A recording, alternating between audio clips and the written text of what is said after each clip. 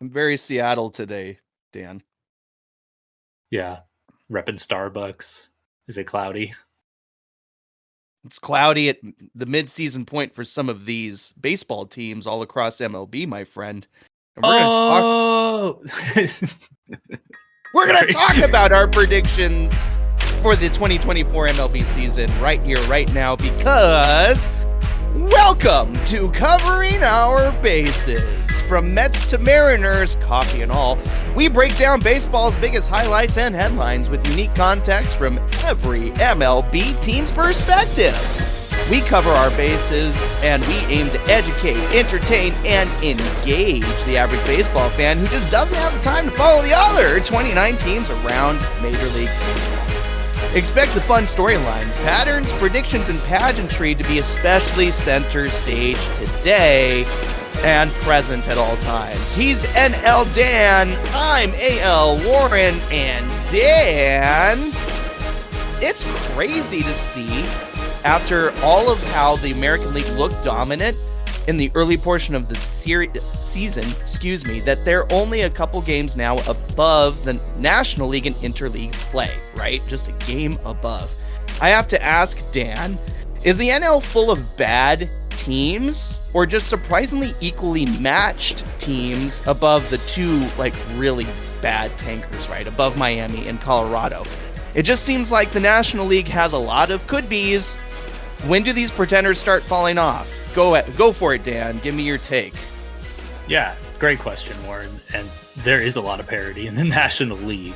It's important to realize that, Miami and Colorado are clearly the worst of the bunch, but honestly, the worst team in the entire league, I'd say, is in the AL in Chicago. The White Sox are falling back to the point where they're not even in the conversation. So yeah, they're not the worst team in the league here in the NL. And beyond Miami and Colorado, it's not even close. You have both of those teams at this point sitting 14 and 12 and a half games back, respectively. The next team on the list is Chicago at 4 games back. And then every team all the way up is within that. So you have all these teams really close together, all of them hovering between 38 and 41 wins at this point, with the top teams in the league in Philadelphia and LA eclipsing 50. But everybody else still hovering between that 30 and 40 margin. Whereas when you look at the American League, you have the same similar situation at the top, a few teams in the 50s and then a few in the 40s. But then it's much more spread out as you go further down. So if anything, I would make the argument of the opposite, that the AL has worse teams overall. And that the National League has more parity. All these teams are closer together. And it is unusual to see them still this close together at this point in the season. And you asked if they would drop off or when they would drop off. It's surprising they haven't already, right? We're going to go through the All-Star break. It's a great time for teams to rest guys who have been nursing injuries. And coming out of that has always been a really huge indicator of if teams take off and go on runs, or kind of that off time scuttles them and kills some momentum, right? So I think right after the All-Star break, probably at the end of July into August, we'll really see some teams drop off and some teams step out ahead. And probably this picture will resemble the American League a lot more. But it is surprising, Warren, at this point of the season. Yeah, let's grab our darts and just start throwing them at the board, because right now that's really all we can do to determine who's going to fall off and who's not. I mean, I would like to say probably the Giants are a team I would expect to fall off when you look at all these contenders. Can you name another team that looks super ready to die? I mean, you've already called the Diamondbacks done. So while they're still in the running for now, you can't shoot at them, okay? Sure. Give me a different team in the NL that you're pretty sure is done. I'm going with your Giants. We'll remind everybody why they're Dan's Giants later today, but go for it. Yeah. I think it's the Pirates at this point. Sure. You know, the Cubs, I don't think are out of it. I think it's close enough. I could see them rebounding and going the rest of the way. Could be wrong. It depends on injuries, but I could see the Pirates being close, but missing out on that in the race at the end of the year. Yeah, they're probably a team that's not necessarily ready now, but you give it a year or two and the Pirates are looking better and better, of course, barring injuries and of course barring all the different ways they may change their own trajectory despite what we expect. Because Pirates are definitely one of those teams that you think would want to turn the corner to being a team that wants to compete, but they surprise us over and over again by selling their best pieces after they heat them up. Maybe that would happen. Maybe they'd let a Skeens go already, but that seems like a tremendous mistake for a fan base that's clearly excited to try to win baseball games lately. So we'll see. But yeah, good call. Pirates out. And yeah, the parity between all these teams is fascinating and a lot of fun to watch. And now, as Dan and I take a breather and look around every single team in Major League Baseball, we realize we finally have reached that midway point. I don't know if finally is the word, actually, Dan. I feel like time has flown during this Agreed. season. It's gone so fast. I kind of can't believe we're halfway through. And thank you guys who followed along with us on this journey. You're listening to us on Spotify, maybe for the last time for the foreseeable future. Yeah, don't be bummed. We're not ending the show. We're going to just focus all of our energies in YouTube. So come on down to YouTube, watch the unedited content. We will make a concerted effort to get shorter and shorter, especially now, because that will be our sole outlet for you all. But hey, engage with us. Let us know what's working and what's not so we can make this show better. We're grateful to those of you who do stick it out week after week. We know there's a legit audience. We are not taking you for granted. Let's just grow this thing. Let's get better. So find us on YouTube every week after this week. Our next recording is just a few days away. We're not talking about current baseball standings as much, just focusing on how they relate to our beginning of the season predictions. So you guys love that video. Pull it up, remind yourself of where we stood. We will remind you right now, of course. I'm just saying, let's read a book, the story of the 2024 season. We'll open that up. A tale of two halves indeed. Will the second half betray some of the expectations we've set for you all? Probably. Absolutely, with how everything is in such turmoil. But thanks for letting me hem and haw for a second while I built your expectations for the day, my friends. I remember when we first sat down to talk about these divisions and predict their outcomes, Dan, we wanted to start with those divisions that seemed so easy to call, ones that maybe you and I agreed on, and that's what we're going to do today.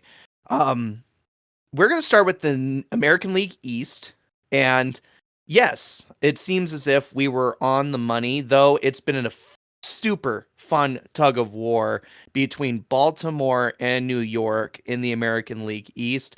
And at this moment, correct me if I'm wrong, but I believe both these teams are truly tied mathematically at the top of the division, which is one of my favorite storylines. Favorite storylines to look at for this season. Baltimore built their team. New York bought their team, and they're neck and neck. It's chill-inducing right off the bat. How do you feel about the American League East, where I'm sure you're about to correct me, Baltimore is just a kiss above New York right now, and I get it, but it's really very close. Yeah, it's close enough to the point where they're probably going to be going back and forth for a little bit here, and I know the Yankees had it very recently.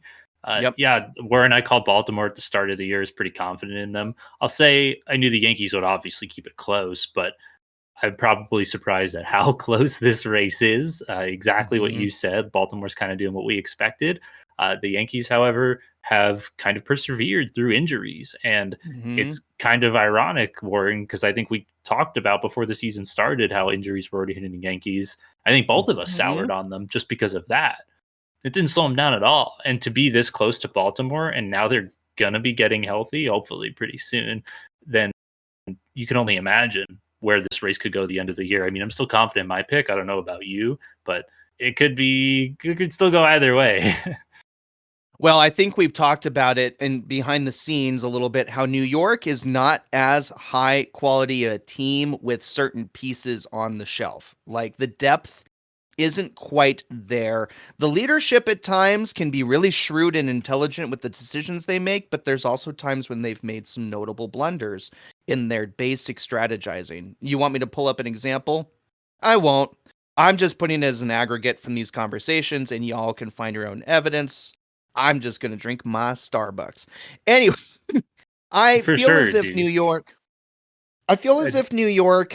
has done a remarkable job filling holes, but now even the reliable aspects of their game, like that ERA that led the team for the last couple of weeks at least is starting to get shelled. We watched Carlos Rodon, or at least I did, get blown apart yesterday in their contest against fudge. We'll cover it in this week's 10 games of breakdown, so we're not doing that tonight. Yeah, that's right. That varied content. Find it a different show. But the point is there are weaknesses in the strengths, right? Like if a Carlos Rodon will give up 11 runs in his outing, then he could do it again, right? So are they really that good is the question. And with Baltimore, it's more like, are they really this good? Right? Like it's so inspiring to watch the way they have manipulated their path through the majority of teams they've faced. And sure, notable blunders. They've had a bad week. Watch this week's episode. But I don't feel as if Baltimore is in danger of falling off the shelf here, but it will be a tug of war all the way through, and both these teams are likely playoffs unless the Yankees truly fail to keep their stories thrown together. I think Baltimore is pretty safe. Yeah, plus 18 runs on the Yankees and definitely shown more depth. So yeah, Warren, I think we can move on to the next one. I would think so. Yeah. I know our objective today is to laugh at ourselves, guys. We really do. And you guys deserve to laugh at us too, especially those of you who stick it out through 3 hours of content every week. God bless you. We love you. We're doing our best. So we'll move on. You're right. Into the next one where we probably won't laugh at ourselves too much, but I know I feel a little humbled because we are actually both wrong on this one. The National League East is next, the other East division. We both spoke like it was the Atlanta Braves to lose, and it seemed clear as day that would be the case. And now we're setting ourselves up for another interesting tug of war where two superstars are injured in this division, and really which team can cover those injuries is going to determine probably the outcome between Atlanta, who you and I both picked to be top of the division. There it is. Right. And Philadelphia. Philadelphia sits the top of the division today, but fresh off a unannounced lack of Bryce Harper time that they'll be facing with a recent injury. Yes, exactly. I was building up to that. Schwarber. Oh, sorry.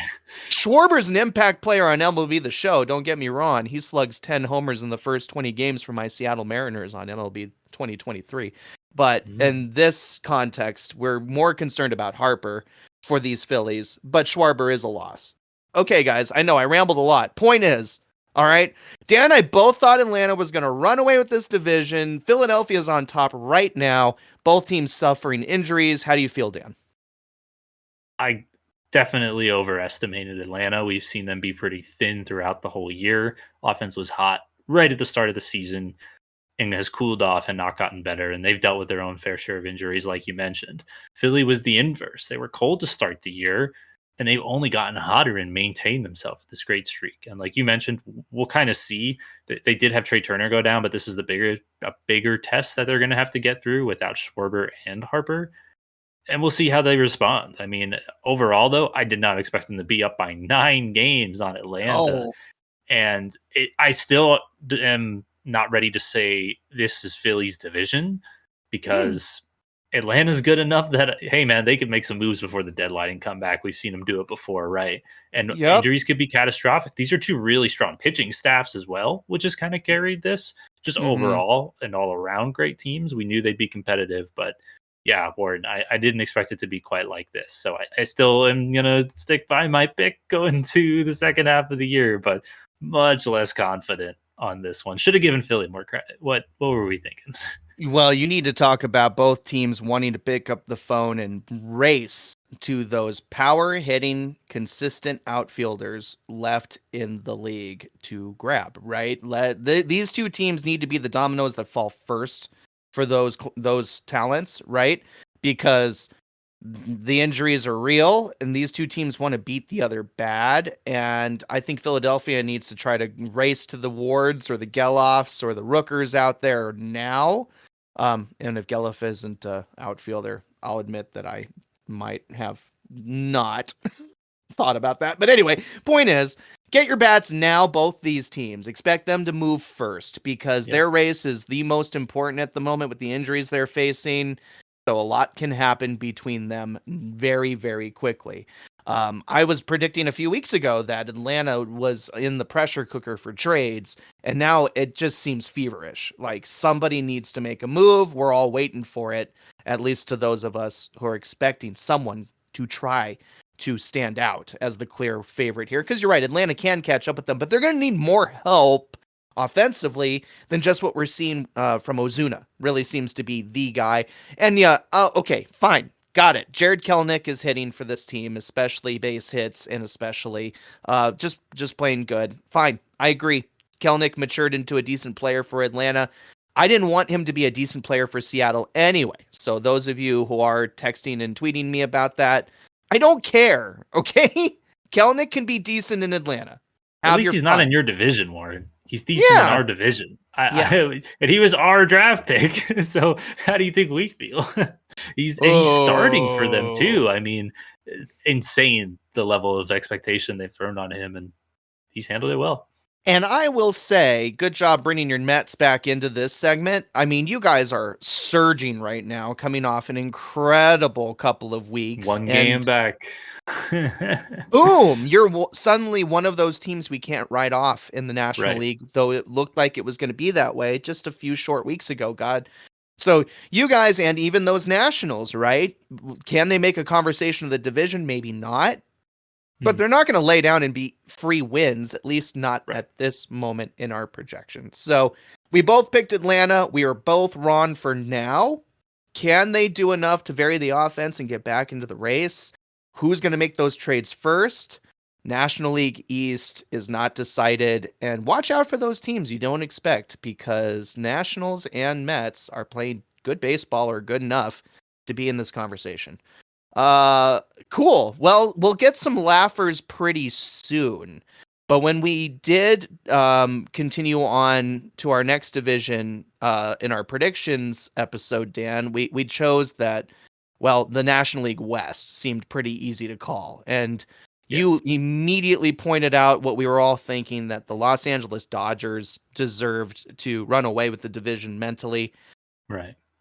I felt like brain farting for us. I mean, having a little fun, bandwagoning, if you will, with all of these various pieces that have left Seattle and gone to Arizona, and being not too far from that region of the country here in Las Vegas myself. Why not bandwagon for Arizona after the amazing 2023 they had? I called them the divisional winner. Let's start laughing. Dan, where we stand at this segment of the year? Man, the Dodgers are currently at 51 wins, and the Arizona Diamondbacks are at 39. So 12 games back, not even in the wild card. I mean, they're in that conversation, the race, like we mentioned, but at this point, probably unlikely to see them going for the division. I did pick LA. I wasn't happy about it. It was hard to think of those 2, 3, 4 teams in the Padres, and the Giants, and the Snakes. I was happy to see you pick them, and I certainly wanted it to be true, but it felt pretty unsustainable, and especially considering the amount of money the Dodgers spent in the offseason, in Arizona unable to bring in a strong guy. Of course, later they brought on Montgomery, who hasn't even been himself for this team for the first half. So, hey, you know what? This team could really rebound and make some changes. Like you said, they got aggressive at last year's deadline. It helped them on a playoff run. Who says they can't do it again? They're only 2.5 games back of a wild card right now. So they could be in the mix. Warren, are you gonna hold your guns to your pick of Arizona for the division? Ladies and gentlemen, Sacha Baron Cohen doing his Borat for us all today. 2.5. We are 2.5 away. Yeah, I will be honest when I say I was having all the fun in the world wanting to put somebody other than the Dodgers at the top of the division. I know, my first year chatting baseball, as often as I am, I should have maybe gone with a safer decision and just fallen in line with everybody else, because that's what history is doing. History is saying that, once again, the Dodgers are messing around and destroying their division, right? Like last year, it really felt that way. This year, like, they're so darn good, there's no reason to believe they're going to be outrun by anybody. But it's fun to see Arizona, San Diego, and San Francisco basically take turns looking like they're going to try. And we've seen the round robin. Generally, Arizona has been on the down end of that. And then I'd say maybe San Francisco has been just a whisper more consistent, even though now they do find themselves below the Arizona Diamondbacks in the division. It's the Padres right now looking like they're going to make the most staunch competition. And with the trades that they've executed early in the season with the bringing in a rise and doing so much to protect the pitching staff from being inept, it does seem like San Diego is doing their best to make a run at a postseason berth. But let's be real. I knew then the Dodgers weren't going to get caught, and I do expect you to be right by the end of this season, Dan. So why don't you laugh it up a little bit more? Make one more punchline about how Arizona's so clearly inferior to this team at this stage of the season. Dude, you must have been snake bitten or something when you made this pick under the effects of venom to think that the Dodgers wouldn't be leading this division from day one of the season when they opened it to today, game 81. And yeah, they'll be leading it to game 162, I'm sure. And then hopefully they get knocked out in the first round, Warren. Dan, kudos to you for taking the opportunity for an improvisational punchline right then and there. You were really ready for that. And this guy thinks he can't improvise, guys. Throw it in the comments. He's so good. He's so good. Also, Thanks, screw man. you. Screw you. There it is. There it is. Yeah, absolutely. Let the other shoe drop. But a good joke and totally fair. Arizona, be better. So I don't look extra stupid much longer. Let's Now we get contentious, Warren. Yes, we do get contentious. This is the most interesting division in baseball with the National League Central. And Dan, did you see this coming? That it would even be so interesting? Not at all. Wild outcome. Yeah. Everybody's still technically in this race is what we want to lead with. While at this moment, the Milwaukee Brewers broke both our expectations by being clearly the best team in the division. It's everybody else below them that's got us really just super engaged, really interested to see the shuffling week in and week out, because everybody feels like they can win a series against each other in this division any given day. You had St. Louis actually leading this division and taking it by the end of the season. I had the Chicago Cubs. And boy, you want to talk about how the first 40 games of this season maybe look to go my way, Dan. And the second 40 games of this season have now started to favor St. Louis, who sit in second place in the division solidly, while the Cubs, while not awfully far behind, do find themselves in fifth because Cincinnati and Pittsburgh are playing with pride as well, as we mentioned. So crazy division. And tell me more about how the melting pot makes you feel, buddy. What a fun place to be. Yeah, it's wild. And to have the Pirates in the middle of all that is so exciting. Like, I guess you have pretty much, we expected it to be a dogfight, I suppose, right? And yeah, we're at a point right now where the wild card positions are one from each division, but it is still very much looking like I think we kind of expected probably two divisions taking up those wild card spots. So it really is a dogfight for first. That's what's the most important thing in this division is who's going to win it. I think Chicago wasn't a bad pick, Warren. They've been so cold recently. At the same time, St. Louis has gotten so hot. And Milwaukee's kind of leveled out and been a lot more 500 baseball recently. So Milwaukee's very much held on to the early lead that they built. But St. Louis is coming, man. They're coming really fast. And at this point, already in a wild card position, only 7 games back in Milwaukee. It could take them a while to build that back, but they're going to play this team a couple more times the second half of the year. I think we can see St. Louis still catch up and win it by the end of the year. But I wouldn't count out Chicago either. Like you mentioned, them being as close as they are. And is there another team we're forgetting to talk about in this division, Warren? I don't. Oh, about those red legs, buddy. Oh yeah, they're good. The Swiss Army knife of the Central, like we've talked about, this is one of the most, flexible teams in baseball and plays a very unique game with how much they want to run and gun out in Cincinnati, and one of the most hitting friendly ballparks in the league. We always want to mention it because there's a lot of interesting fireworks in Cincinnati's game. We saw some awful weeks from them early on in the season, maybe 3 or 4, where they sat at the basement of our anti-rankings, so to speak, and now have had some generally strong weeks. I think they dipped a tad last week. We'll see what happens this week. But no, everybody's got a puncher's chance here, and everybody's got a different brand of baseball, really, if you think about it. That's exciting stuff just to see the dynamics between all these different teams. And the Cubs are sincerely so disappointing right at the moment that you have to think they'll find more of a middle place to be and improve a tad where they're sitting.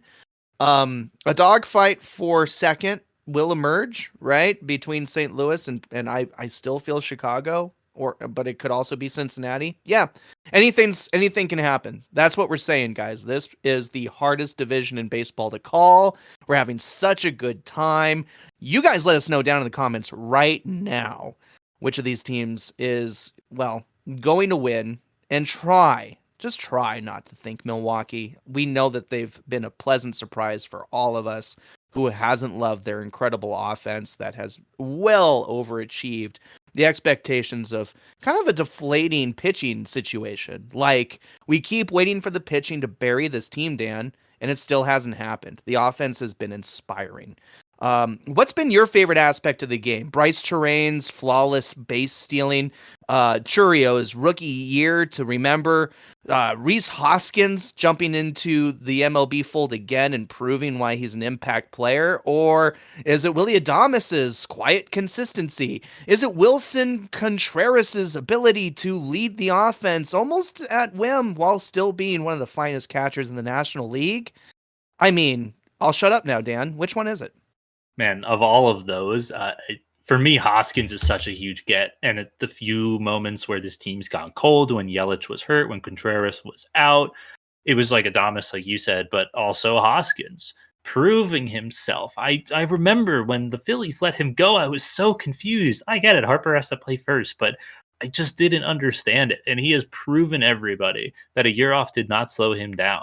And for sure, if he doesn't re-sign and stay in Milwaukee, he's going to get paid next year.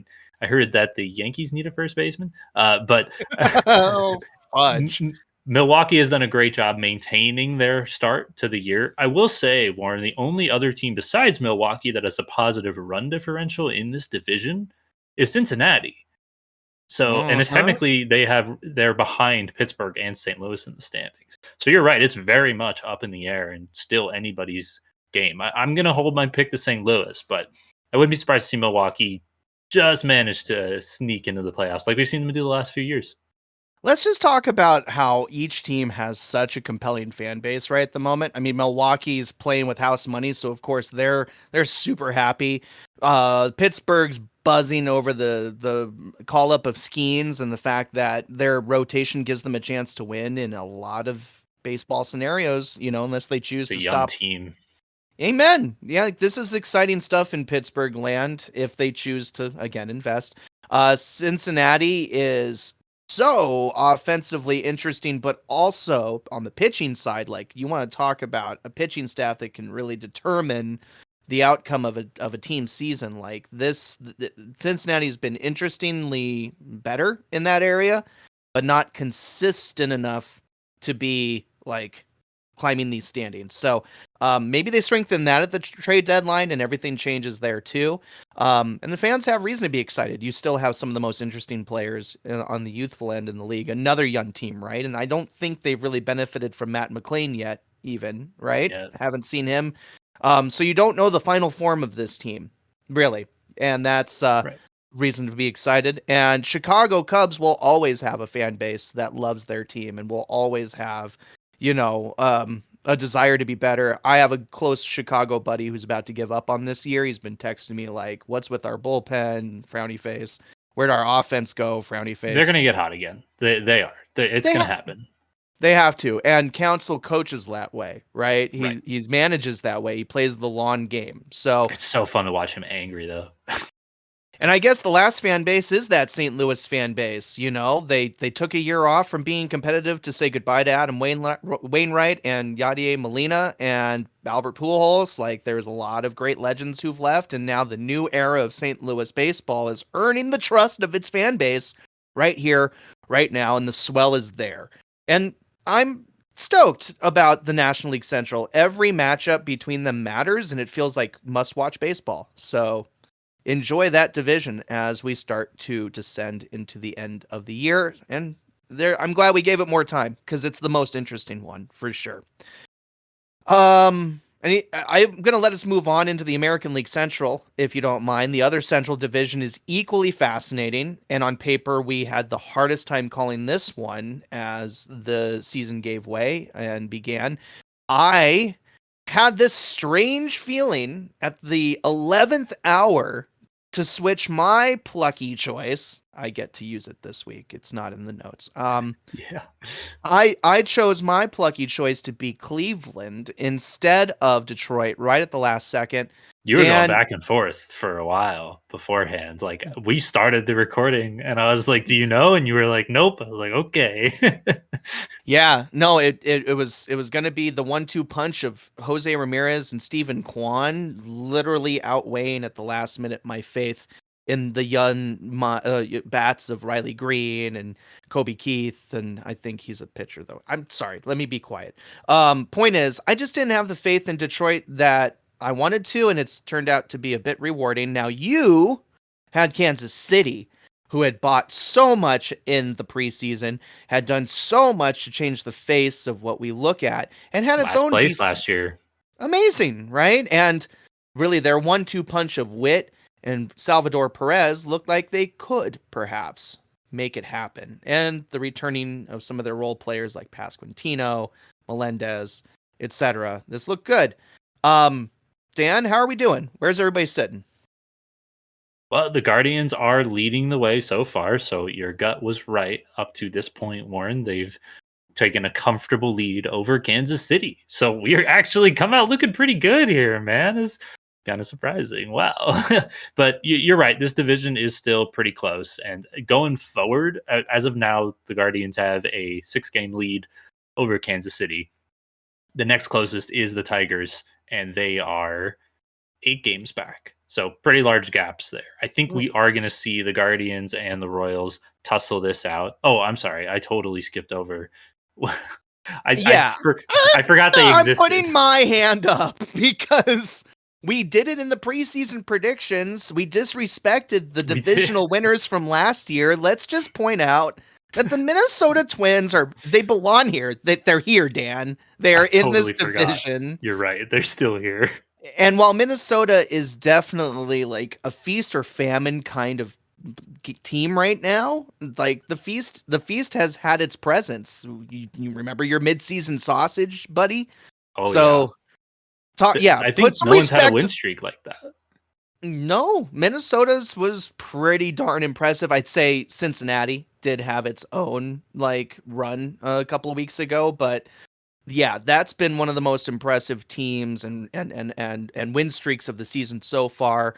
And our first platinum team that we broke down in our anti-ranking. So let's put some respect on Minnesota's name. Go ahead, Dan. Put that respect. Sprinkle, sprinkle. Hey, Royce Lewis being back is huge for them and staying healthy. We talked about how the health would be an issue, and maybe that's part of the reason of why we wrote them off. But you're right. They're totally still here. They're ahead of the Royals. It might be a dogfight down for first place if this division gets a little bit tighter. But at this point, I don't think we would have really expected Warren the Central to have 2 wild card teams in it. And it might change going forward, but that's how close this fight is at this point. Yeah, I was going to say maybe postpone your buzz around the divisional dogfight, but the dogfight for American League's playoff spots is heating the heck up. We will talk about that shortly. That's where I think Minnesota and Kansas City will be jockeying because, Kansas City's been hitting an interesting snag. Of course, we'll talk about that more in this week's anti-rankings we will be filming in a couple of days, guys. So right as the calendar turns to July, look for our next full-fledged show. Fascinating division. It is anybody's to win. If Cleveland can solidify its pitching situation, that can only help. I think offensively, they know who they are. Kansas City as well, offensively, knows who they are. Could get maybe even stiffer on pitching, but they're pretty well put together. They just need to keep their heads in the game and stay focused because they do have some youth that need to drive this. Bobby Witt can't slump now. He's been doing incredible, and it's so fun to watch. He's my spiritual Julio right now. We'll obviously need to touch on that in a minute. We should also say, Warren, I don't think we would have guessed that this division, I should say, would have the worst team in the league in it. I mean, we knew Chicago, the White Sox, that is, would be pretty feeble, this year, and we're waiting for Garrett Crochet and Eric Fetty probably, and Eloy Jimenez to somebody, and probably Luis Robert any second now, as the biggest teams are starting to bid on those pieces. Chicago's culture is in a reset period. They're a lot like Oakland, in that attitude right now. At least the White Sox aren't slated to leave anytime soon, but that's about where in the dumps they are. But the other 4 teams are rocking. So we'll have to see how everybody shakes down by the end of the season, and it's enjoyable to predict. Oh, I did say Detroit was rocking. They're not really. They're not rocking. They're reeling. They're reeling and they're doing their best, but I think the playoffs will not catch those Tigers by the toe. Probably not. No, I just don't. They're not ready yet either.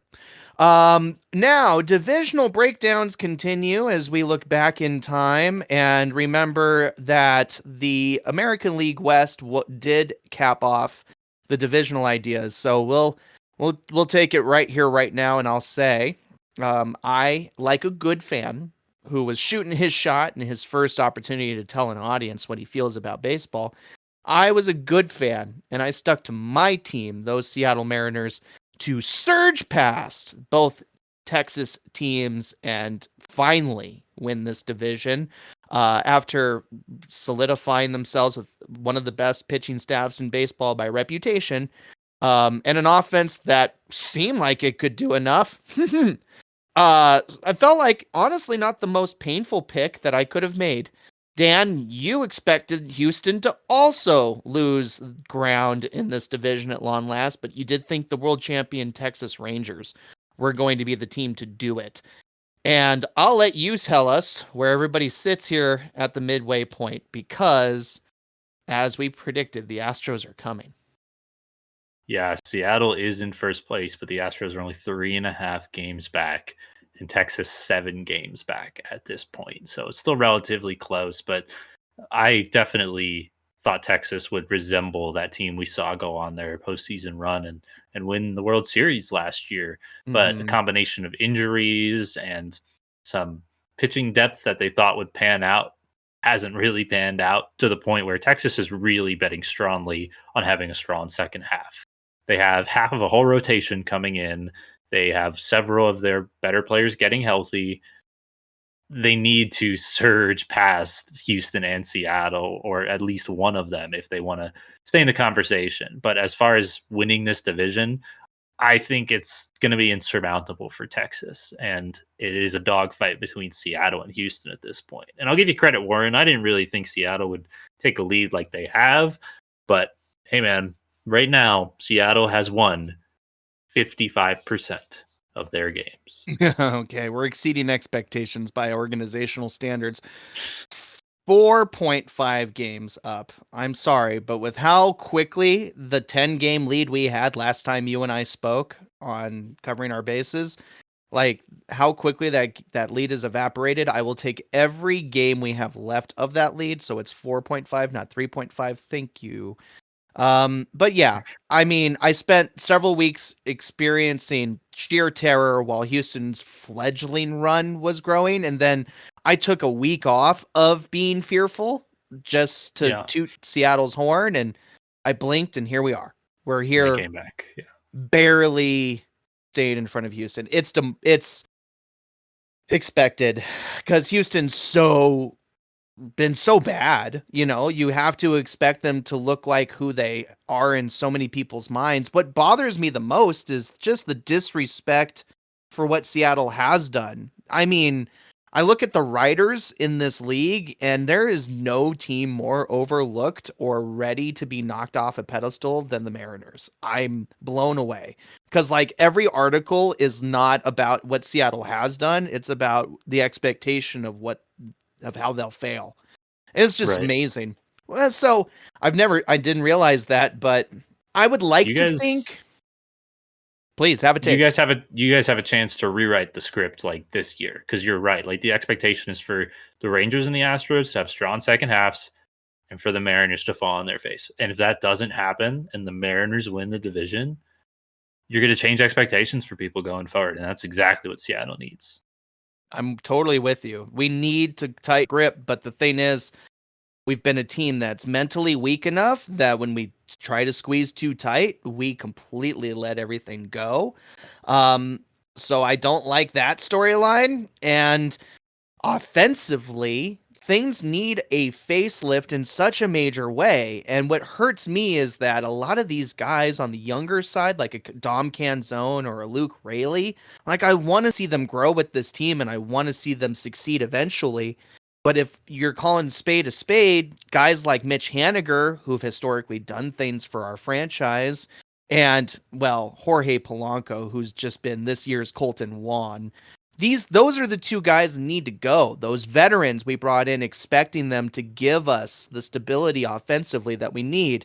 But yeah, there's some major changes that need to be made, and Seattle's not a team that usually behaves like a team that does major changes, right? They're very emotional. They're very like, we love you, Mitch, for everything you did, so we're going to let you bomb the rest of the year, and we'll just hope we can get through it.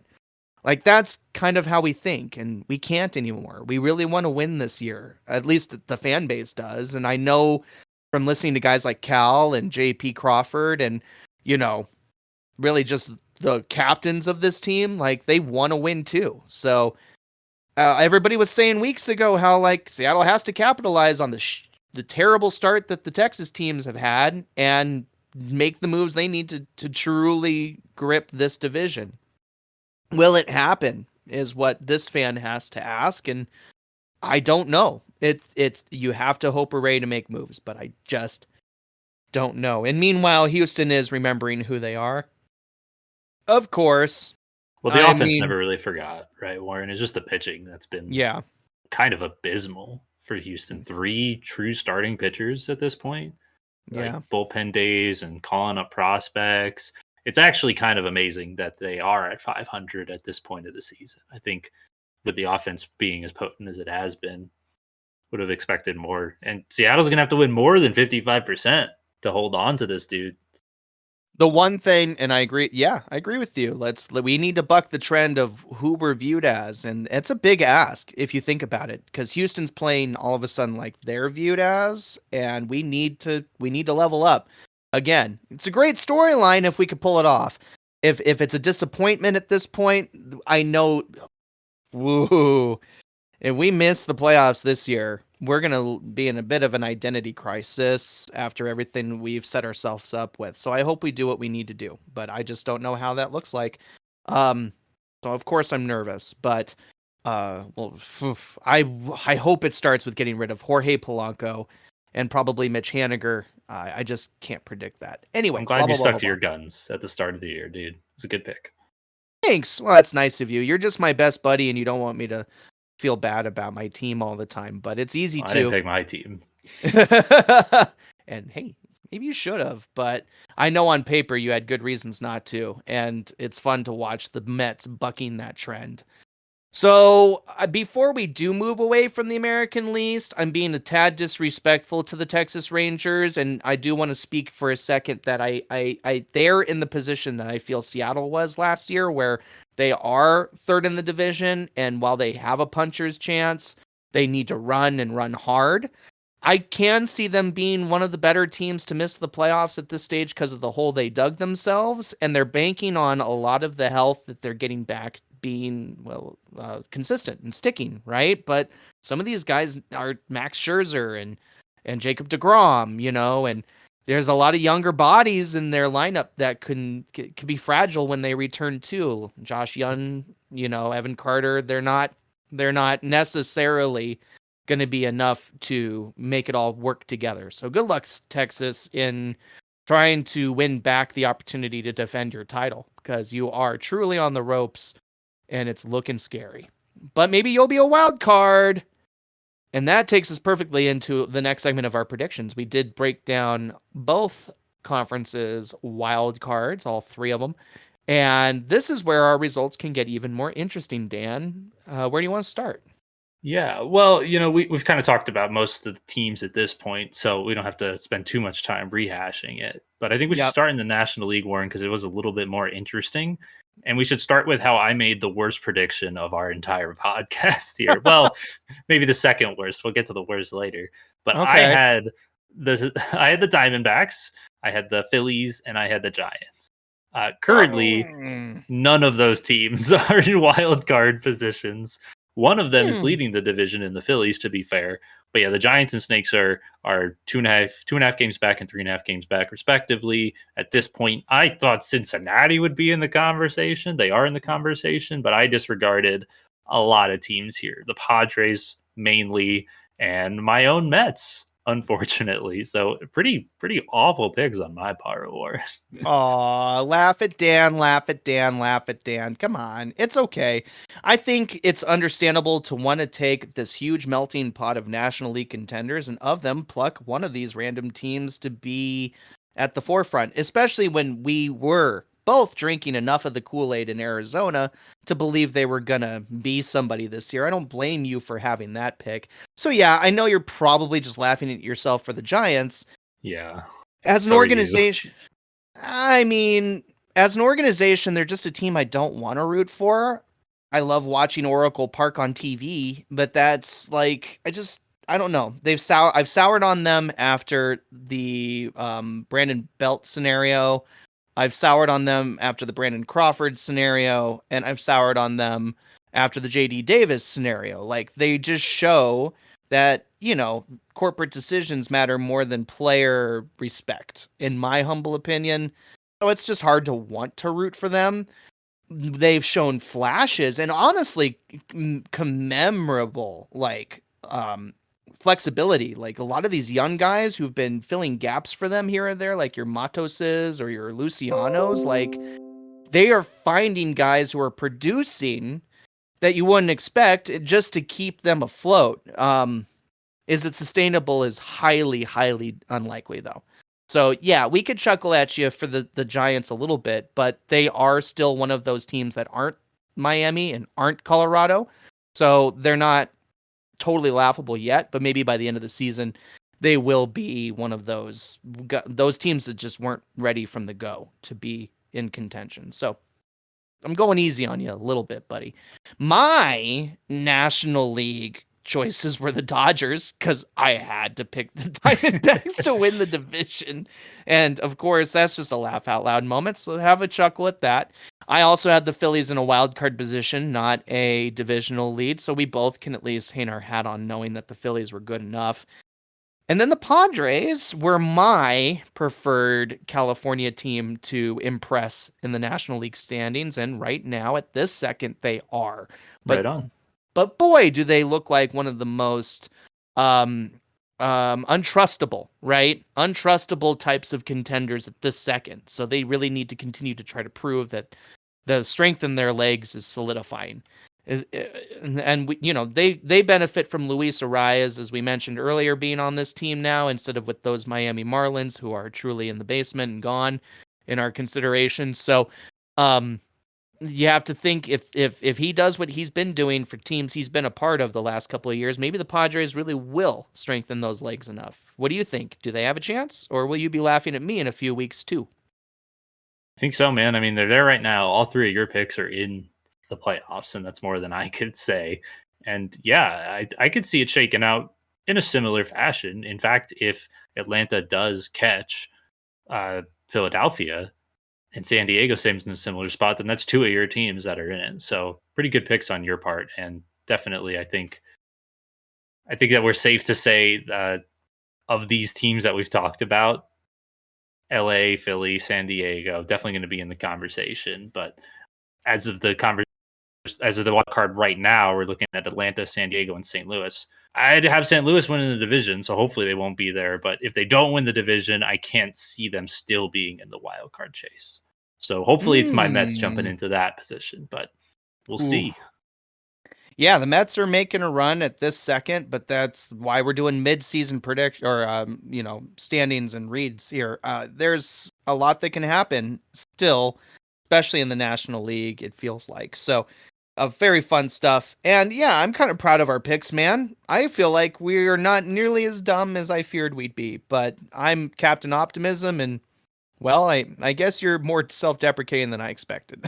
So let's move into the American League wild cards, where, yeah, we both have some laughers here when you look at the standings. But, I mean, we agreed on two of the wild cards that would come out of the American League together. The Yankees, who, yeah, they look like a playoff team unless they literally fall apart, right? Which could be, could be there. We could be seeing happening. it. Yep. Could happen, but not super likely at this second, and we won't really entertain it in this talk. The Astros both sit at wild card selections for us, and the way they're playing right now, they are out of those considerations in this second. They're not a wild card team right now, but they're poised. But they're rallying. They are poised to stake a claim to one for sure. So we won't harp on those choices. It's our thirds that we'll discuss. For me, I had the defending champion Texas Rangers, whereas you picked them as a divisional winner. So both of us had them in the playoffs, and right now that's not looking like the case. It's just hard to disrespect the champs, right? It's hard for me, having watched them do what they did last year, to just be like, well, they won't be anything like that this year, so I needed to include them, and I'll stand by that. You had the Blue Jays. The Blue Jays finally figuring it out and returning to the playoffs, sure, but being in a much more stable position probably, and really looking like they've learned how to win baseball games consistently. And right now, maybe that's the biggest disappointment in the wild card predictions across both conferences, wouldn't you say? Definitely. We've put a lot on the Blue Jays before the start of the year about how they had to take the step, about how they'd start dealing guys, and we've already kind of see them start dealing. Biggio is supposedly back on the table right now, so we'll see what happens with that. It's tough to see this team kind of spiraling, but we're at the point. Did I say the wrong name? I thought I did. Biggio went to the Dodgers, and now you're thinking about Vlad, maybe. No, not Vlad. Bichette? Yes, Bichette is back on the table. Thank you. You mean as far as a tradable piece? They're talking about, interesting. That's what I've heard. Yeah. So sorry, just to redo that. Biggio is gone to the Dodgers, and Bichette is back on the table. Toronto's kind of circling the drain. Where does Vladdy is available too, but any way you slice it, they are just failing to meet expectations. I've been calling for them to fire their manager, and they haven't.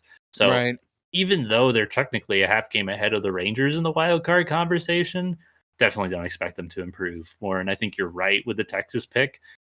I'm done being on Toronto's side. I've been rooting for them the last couple years. They made a conscious decision to pivot away from offense and towards defense. And their defense hasn't improved enough, and their offense only gotten worse. I'm over it. Do you hear that? That is the heartbeat of a very tense moment, because about 5 weeks ago, you called the Diamondbacks done, and we put it in our notes, and we've solidified it and underlined it. This is it. Is this our gift? Is this the firing squad at long last? Dan, are the Blue Jays done? Oh, I gotta wait till the deadline, Warren. I gotta wait. Oh my God. I'm done with them. But I need to see what they do at the deadline. Because like I said, the Chet's on the table. It doesn't mean he's gone. So okay. You also said the Astros were going to miss playoffs a few weeks ago, and I didn't treat it with as much respect as your Diamondbacks call. But on this one, I'm shocked because you sounded pretty done, and now you're saying a couple more weeks. Guys, Toronto, we've talked about it all year. They would be the focal point of the gateway of the American League wild card. And now it feels as if I called them done. I call them done, but we'll see what happens. Will Dan finally put them in the coffin as soon as next week, as soon as 2 days from now, when we break down the Blue Jays performance? However, Dan, I did remember the team that shelled Carlos Rodon for 8 runs in the first 2 innings of yesterday's game was the Toronto Blue Jays. And George Springer hit 2 3-run bombs, which is only the best sign you can ask for as a Toronto fan, because he's been a bit of a he's been a non-factor a little bit. So if he's the factor that gets them back in the race, now's the time. It's real. We're really trying not to kill you, Toronto, apparently. But fun stuff. I can't see Toronto when I look at the field of teams in that wild card bubble, your Twins, your Royals, your Mariners if they lose the division, your Astros who are climbing back into it, your Rangers who have to, your Red Sox, Dan. Talk about who's in the position right now as wild cards, because the Red Sox are in this race right now. They're in a wild card position. Tell us. They are firmly in a wild card position, and the Astros are right there with them, but I would argue the teams right behind them, the Rays, the Jays, Tigers, not nearly as competitive. Boston has leaned on their pitching early in the year to come out to a strong lead, and they've dealt with some pretty blowing injuries, but they're still in that conversation. It would be amazing if they get a playoff run out of this year, Warren. It looks like they could do it. I mean, they've been on a great tear recently. So this is without Story. This is with Devers coming in and out of the lineup. They're still making it happen. A couple of rookies they've called up. I feel like a fembot from Austin Powers. I'm just like, what's happening? Like, this is insane, man. That, you talk about the Brew Crew over in the National League shocking the world. Boston is epic, and we continue to try to disbelieve them, and they continue to overcome. How neat a story for Boston baseball right now that they're in a wild card. We did not expect this. So, as you were saying, you're right. I think you named the 3 teams that are going to struggle most to get back in this race: your Rangers, your Rays, your Jays. Those 3 are probably going to see their way out the door in the next couple of weeks unless things really power back the way they have, which the Rays have been working on. But we'll talk about that in a bit. Next week, next show, blah, blah, blah, blah, blah. Crazy stuff. The races are very interesting. And so we'll move on from it from now. But kudos, hats off to the Red Sox and their pitching capabilities, their youthful players really overachieving in certain ways. Like this is a fun run. And I never thought I'd be so excited for Red Sox baseball, but it's fun to see the trend bucked in expectation. That is always really cool. What a fun left field scenario. Do we dare talk about the World Series and what we thought would happen? I mean, predicted it, dude. I mean, it's worth mentioning quickly that I don't think, I don't know about you. I'll speak for myself. I am not confident in my picks at all. I had the Braves over the Astros. Right. I'm not confident in either of those teams making the World Series at this point, Warren. So I totally throwing it out there. I don't think that that's going to happen. I could see the Braves coming back. I can't even see the Astros getting through the AL at this point. Interesting. My PTSD has the Astros having a puncher's chance to be in the World Series, especially after watching them sweep the Baltimore Orioles earlier this week. Like that's a real thing that was put in my head, is like, okay, yep, here we go. So Houston could figure it out, and the fear and respect in me needs to throw that out on our broadcast here. The Braves do look like the team least ready to solidify themselves as the best choice in the National League. I do think Los Angeles or Philadelphia will find their way here instead, but the recent injuries to Philadelphia have me really nervous for them.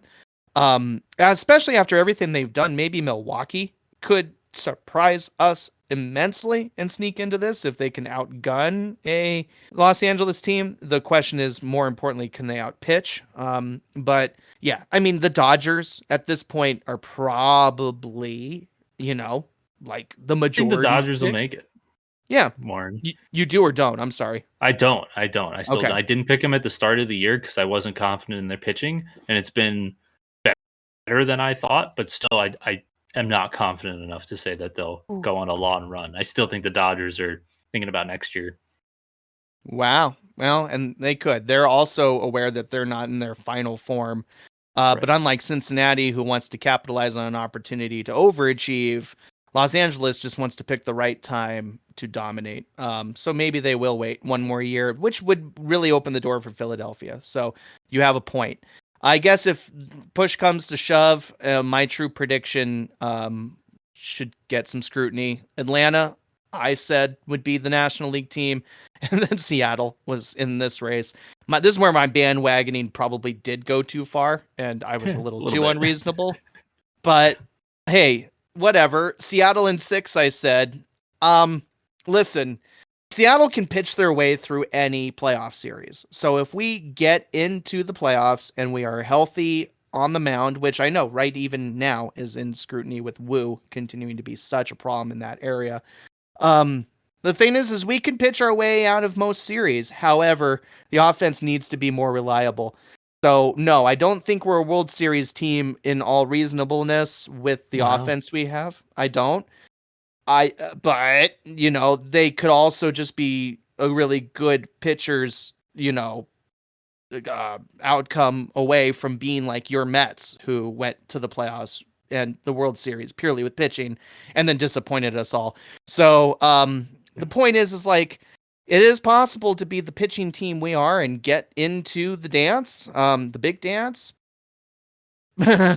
But then we'd have to prove ourselves as mentally tougher than our opponent. And Seattle's not a team that I think is mentally tougher than a Philadelphia or a Los Angeles or an Atlanta or anything like that. So yeah, I think my story is full of holes, but we knew it would be.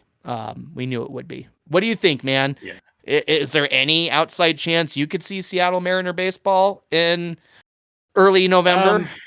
I'll say that you predicted a path for Seattle. We doubled down on you, and you predicted they would beat Houston and then the Yankees and then Atlanta. So I could say that path is still very realistic. If they win the division and Houston ends up as the wild card, they would play Houston.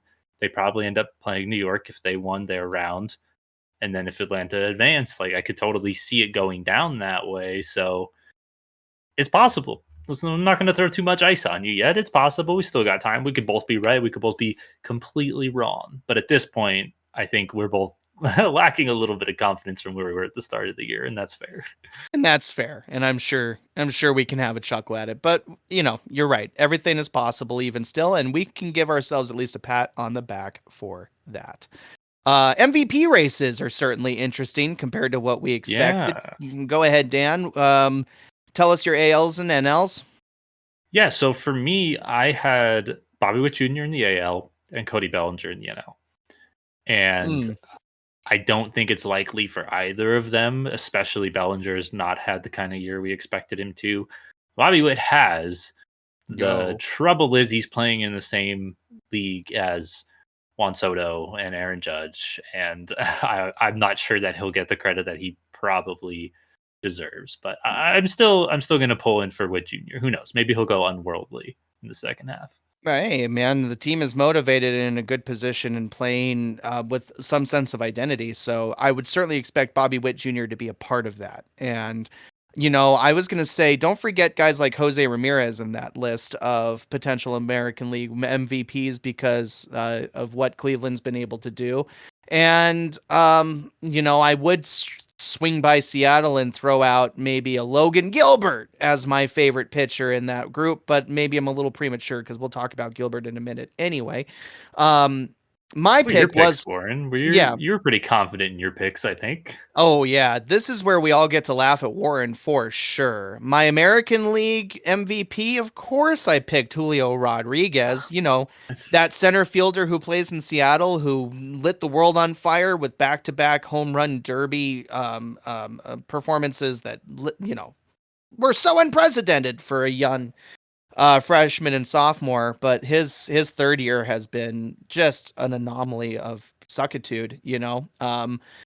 I've heard the stories go from it's still early, you know, he heats up when the weather does, to we're at the midway point and this is just flat out disappointing. You know, I feel it for Julio. There's a couple things I would say about him that don't seem super nice, and I don't want to be mean because I'm sure he's trying. Well, we have him signed for 12 years, man. He is the pillar of our Yeah. franchise. And so you have to hope that if this is just a bad year, that it's just a bad year and he'll learn. The thing that I'm worried about is that he doesn't seem super learnable and coachable and teachable. There are times when he's changing his swing enough that I go, okay, cool, he's adapting. But then he goes on these really awful streaks of just swinging at anything that's kind of in the vicinity. And I'm really worried about that, and I hope it improves. But pitchers have just obviously learned that he's trigger happy and he's undisciplined. That was real. That wasn't Teoscar teaching him that last year. Maybe Julio's just undisciplined. And Cal is too. Cal Raleigh. They're two of the guys who are expected to be running most of Seattle's offense. And that's not happening. So Julio, yeah, super disappointing. Not an MVP contender, not an all-star, not in the home run derby. So, No, pretty bad gosh, to be honest. I know. But But you we had didn't. to with Seattle going to the World Series because if they were going to, it would take Julio to have an MVP like season. So I get it. Right. We needed Julio to be Julio, is what the Locked On Mariners guys like to say. And so we do seem convinced his identity is something else, but he needs to make the adjustments that show he's, I'm just going to say it's smart enough to grow in this league. I'm a little concerned. He's just a little too undisciplined and he's got to wisen up, please. Yeah, terrible pick. But let's just say it. If you're gonna make me look dumb, you were gonna pick Julio until you realized I wasn't. So, I think is that true? You had Julio on your list until I decided funny. to do it, and you're like, "Cool, I'll take Bobby." So be quiet. That's like really funny. a lot of us thought Julio was gonna have a better year, but And he's honestly, not. Bellinger has had as bad a year as Julio has. So I'm right there with you, Warren.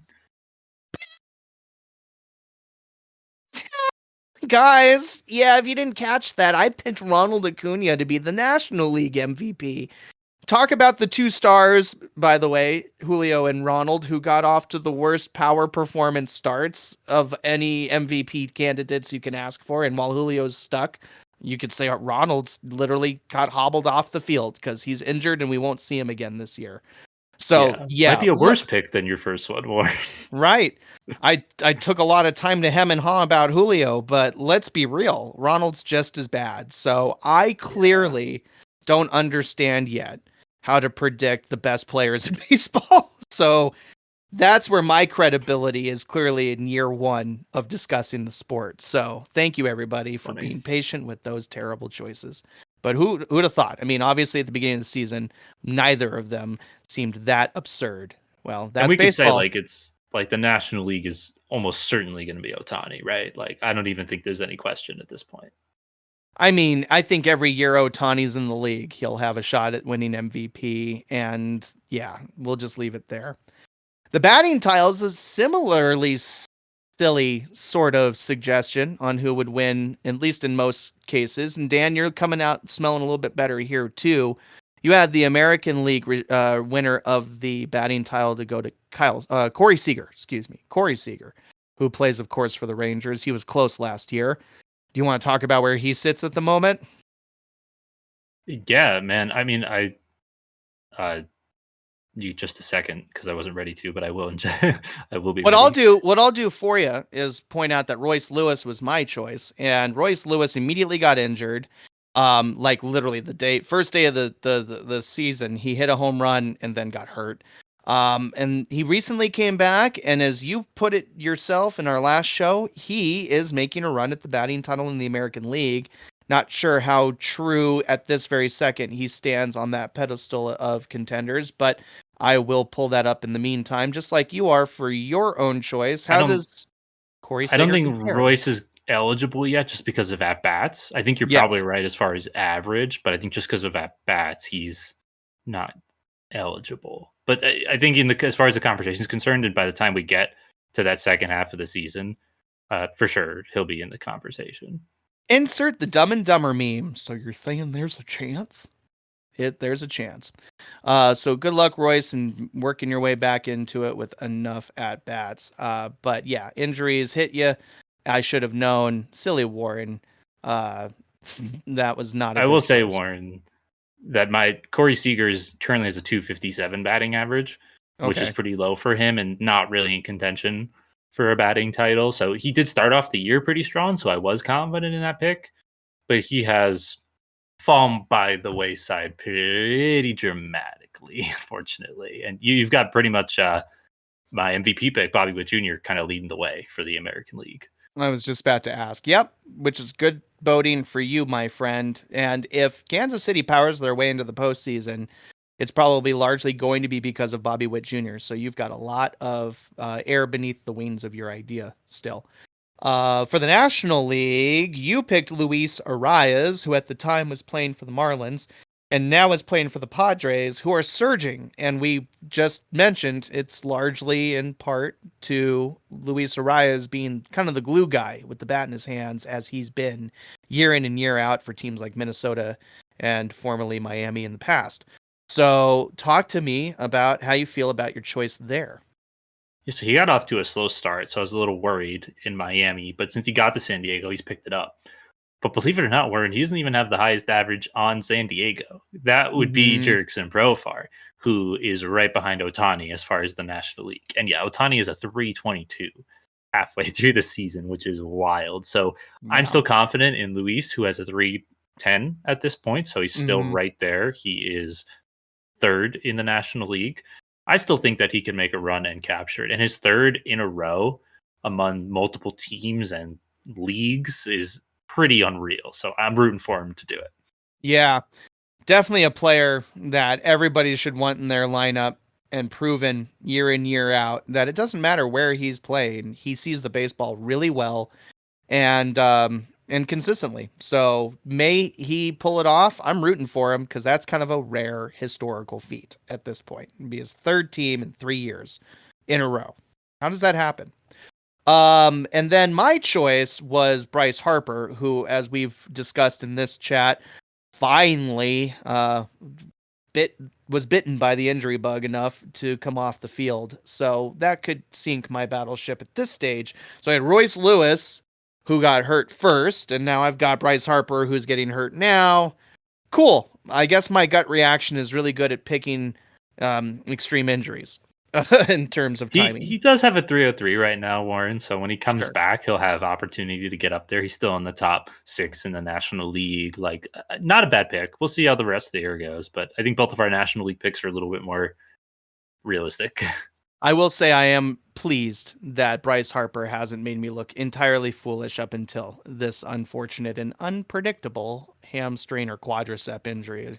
We're still waiting to hear the timetable of how long he'll be out, but fans of the team are concerned it will be a long time. So that is the mood around Philadelphia and my National League batting champion prediction. Now, only two more things that we discussed in our predictions, guys. We're trying to wind it down. Did we do a good job of making this fast? Somehow I doubt it. The Cy Young Awards, certainly a marathon, not a sprint. And our predictions were, well, maybe keeping sprints in mind in some cases. And in some cases, we find injuries derailing our ideas. Dan and I both picked a Seattle Mariner pitcher to win the Cy Young Award. It's true, because at the time, and it's still on paper, Seattle's pitching staff is one of the best on paper. Dan, you picked George Kirby, who is by and large a generational type of pitcher. And the more I watch him, the more I appreciate that we have George Kirby on the team for how ridiculously few times he walks players in relation to his strikeouts. We're talking about the best all time in baseball in that number by about like 400%. You guys should check out this crazy chart I found that shows Kirby ridiculously above some of history's finest names in pitching. It's silly how few walks he gives up. But he's also giving up runs, isn't he? Oh no! What's going on, George? Why? Why did you have to sink his prediction? How are you feeling about my Kirby? He's sucking some of it up, isn't he? Yeah, unfortunately, it's not quite as accurate as we would have hoped. I will say the Logan Gilbert pick is not bad, but Cy Young is actually the little bit more complex of an award than some of the other ones that we've talked about. It's not just ERA, it's not just wins, it's not just strikeouts. It's a combination of all those things, so it's a lot more ambiguous. I think Gilbert will be in the conversation, but I don't think Kirby will, at least from what we've seen so far, unfortunately. Yeah, he's had a year where he's needing to learn some new tricks to stay one step ahead of his batters and keep them uncomfortable. I think he's largely gotten better as the season has gone on, don't get me wrong. But yeah, Logan Gilbert, my pick to be the Cy Young winner and still a Seattle pitcher, of course. He is inspiring to watch. I love watching his appearances. There are some where he gets lit up. I mean, I think two come to mind where his starts have been especially disappointing, but generally and especially recently, he's been on a trend of tearing through lineups. He's one of the more he's my pick for our ace, Dan, which should spoil for you a little bit about which pitcher I think is most expendable on our team. That'll be fun to talk about, as you warned we would, probably in this upcoming recording on Sunday or Saturday. But yeah, Logan is my favorite Seattle pitcher. I will be running out to get a new Mariners jersey. Cool. That will be my next one. It will be navy blue or white. I can't decide between home or that navy blue color, but it will be Gilbert. He is my favorite Seattle Mariners pitcher, and I'm happy to see him not being as bad as the rest of our rotation in spurts. Now, the National League Cy Young race, was both of us trying not to pick Spencer Strider, and you failed because you did. And I wanted to pick somebody different. He would have won it too, or he would have won it. He didn't throw out his arm in like the third week. But that's the thing, man. Maybe he throws out his arm in the 6th week or the 9th week or the 15th week, etc. You get where I'm going. But the point is like, you can't bank on injuries, so you can't beat yourself up too hard. We both know how Spencer Strider is so dominant in his physical peak, but the physical peak lasted just a cup of coffee this season, which we don't want. We didn't want it for Acuna. We don't want it for Harper moving forward in this season. We don't want injuries to be the reason why any team succeeds or fails. So you're bummed about, of course, what happened to Strider. I went with Sonny Gray because I couldn't completely decide that if the Cardinals were going to be competitive, that Sonny Gray wouldn't be the biggest reason why. How is that prediction turning out, since we don't really need to talk about how disappointing the Strider story is? Yeah, I mean, Gray's had flashes. He carried up a no-no and a perfect game, I think, into the late innings already this year. And I don't know if I could say he's really going to be in that conversation just because he started to pile up some losses and his ERA kind of ballooned at the start of the year. So he just doesn't have quite the numbers that some of the other guys in the slice, like the Ranger Suarez, Ronaldo Lopez, the Corbin Burns, those types on the list. I think those are the ones that it's probably going to come down to in the conversation. Sure. Even though Corbin Burns is now in the AL, love you. Sure. But the truth is Ranger Suarez has been playing like a man possessed and pitching like a man possessed, and that's been such a cool story in Philadelphia. And not to mention Philadelphia, top to bottom, has a pretty amazing pitching staff. Dude, 4 of the 5 top pitchers in the NL by ERA are all Phillies and Braves. So frustrating. Well, and we knew going into the year that the National League East was doing everything they could to hedge their bets, not too far ahead of what the West was doing. Both of those divisions were really tightening up well-known arms and getting them into their plans pitching wise. So yeah, it's not a shocker, honestly, for me. I'll be more curious to see if the well-lauded National League Central teams with like Cincinnati or Pittsburgh find a way to get one of those arms in the conversation by the end of the year. Like Skeens could. Shota Imanaga might adjust enough. I don't know. We are on watch for his second time through all these teams. So I don't know. It's your conference. You know them better.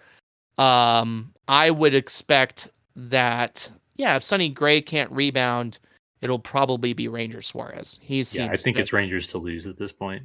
Which is great. It's inspiring stuff. He's having a career renaissance of his own. Sub 2 ERA, 10-2 record, a complete game, a shutout in there. Like, yeah. Who doesn't like that story? But hey, Gilbert's got a complete game shutout on his record too this year. There you go. So yeah, whatever. I'll hang my hat on anything I can. And now our biggest surprises of the season will cap off our show. Thanks, guys, for listening. Put it down in the comments whom you feel is doing a better job predicting the path of this season. The Dan versus Warren race will be a fun one over the course of our recording history, no doubt about it. So far, it sounds like I might have the edge, but anything can happen, and you can easily feel Dan is much smarter because I feel that way. I really do. I'm not going to sit here and toot my horn above him. But these biggest surprises are very interesting. We both pulled something out of our hats relatively randomly, super improvised, to just kind of say it would be super cool if this happened, and I think it will. I'll go first on this because Pittsburgh is infinitely more disappointing than your bold prediction here, as laughable as it will be, all things considered. Pittsburgh, starting to fade off into the contender pool, may be a pretender here in the next couple of weeks. But again, having that really interesting storyline around their starting rotation being bolstered by some young and capable arms in Keller and Jones and Skeens, of course. Now, I thought the power side of Pittsburgh's game was going to be more on display here in the season with O'Neal Cruz. You guys might remember in spring training, absolutely rocketing ball after ball over the wall in all of those various spring training camps. I thought he might make it to the home run derby. I actually think he would win the home run derby, I said, and that Pittsburgh was going to not fade out of playoffs permanently until September. Now, that part could happen still, but O'Neal Cruz has fallen off in a major way in terms of reliable power production. He has flashes of it, but probably not even somebody we're expecting to see in the home run derby. And if he does, would probably see himself out pretty quick because consistency is still an issue in this young player's repertoire. Go ahead and laugh at that, Dan. Yeah, man. The Bucks staying in the playoff race till September was a good side of the pick. O'Neal Cruz being a big part of that, probably not so much. I'm disappointed. I'm surprised by this. I thought you had a pretty safe pick, to be honest. I thought the Bucks being in the playoff race was the more extreme part of this pick. O'Neal Cruz has definitely fallen off. We've seen him struggle defensively a bit this year too. Wasn't really expecting that. So who knows, second half of the way, what we'll see. But at this point, yeah, safe to say he's not going to win the home run derby, unfortunately. No, I'm not worried about it. It's okay. I just wanted to see a young bat. I've got Julio burned into my brain for his cool stories the last couple of years. I just wanted to see a story like that come out of Pittsburgh, to see one of the more fabled poverty franchises in the National League, despite all of its history, finally find a place of prominence again. And Pittsburgh's probably a year or two from that, and it's fun to say that. Again, unless they completely sink their own battleship, which they sometimes do by giving their best pieces to the biggest teams for biggest cash considerations. Greediness is fun. Dano, ending on your prediction is especially powerful, though, because of one of the most overlooked teams in our coverage week in and week out, one of the most disrespected teams. We're not talking about Minnesota or Milwaukee here. End on your prediction, Dan, because I think it's the coolest story for us to highlight on the way out today. I had a couple multifaceted parts of mine, but mainly it was that the worst team in the league would be the Boston Red Sox. Wow. Which is obviously not happened. Wow. Yeah. It didn't even happen from the start, right? You had hoped. Right from the beginning. Go ahead. Well, they've kind of fallen off recently, like we talked about already, and I still think are not as good as what people expected them to be, but certainly not the worst team. I said a couple other things of my prediction, Warren. I said that the AL East would be it would be the toughest division. I think you can make that argument. You got two teams with over 50 wins in the Yankees and Baltimore, and two teams in the 40s as well. So you could have the argument there. I'm willing to make that. But sure, but you'd lose because the National League Central. Exactly. That's just more competitive. And yeah, the one side of this that I'll kind of take is I said Oakland and Colorado would not be the worst. I did say it would be Boston. I'll take credit for that, Warren. It's not Oakland or Colorado, to be fair. It's not Boston either. I also said Boston would struggle to hit 60 wins, and they're already at 43. So I think it's safe to say they will eclipse 60 easily, and that I don't know anything about baseball. Don't say that. It's funny. They were one of the most invisible teams in the preseason was Boston, and they were one of the more invisible teams as the season got going, just because they struggled to remain consistently better than the teams that are consistently better. That's simple.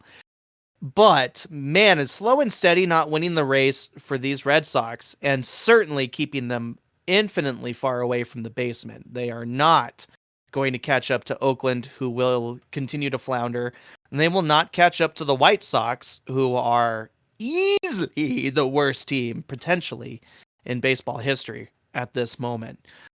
So inspiring stuff to see the Red Sox be able to rise into a position of prominence at this second, where we're covering our mid-season predictions and how much trends have been bucked by Boston. Super cool stuff. Anything else you'd want to dabble in before we say goodbye to our mid-season, highlights and start looking forward to our next anti-ranking recording coming up in just a few days, Dan?